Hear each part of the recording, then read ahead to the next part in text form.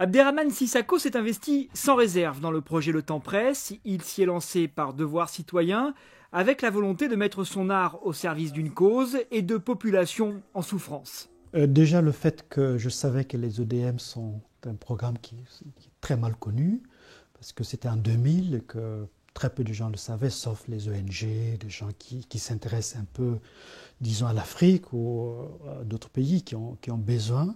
Moi, j'étais informé parce que je suis africain, donc je connais les objectifs.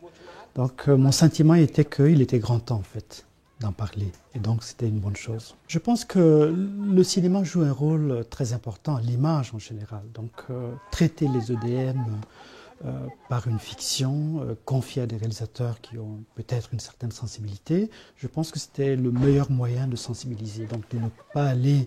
les grandes institutions comme les Nations Unies, je crois qu'on les écoute moins bien qu'une œuvre artistique. Je crois que c'était ça l'idée.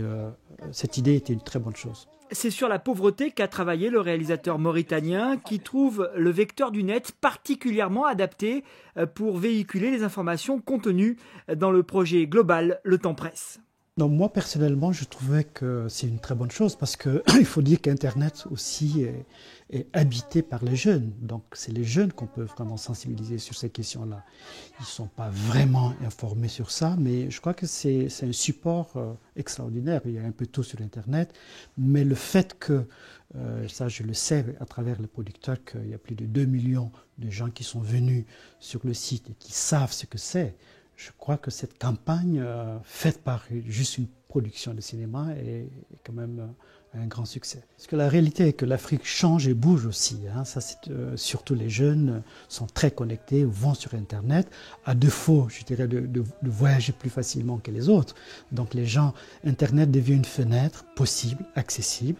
C'est encore pas très généralisé, il faut le dire. En tout cas, dans les grandes villes, on sait que les jeunes se connectent et à travers ça, ils sont informés de tout ce qui se passe. Oui. Et c'est l'ONG Action contre la faim qui parraine le rêve de Tiaya.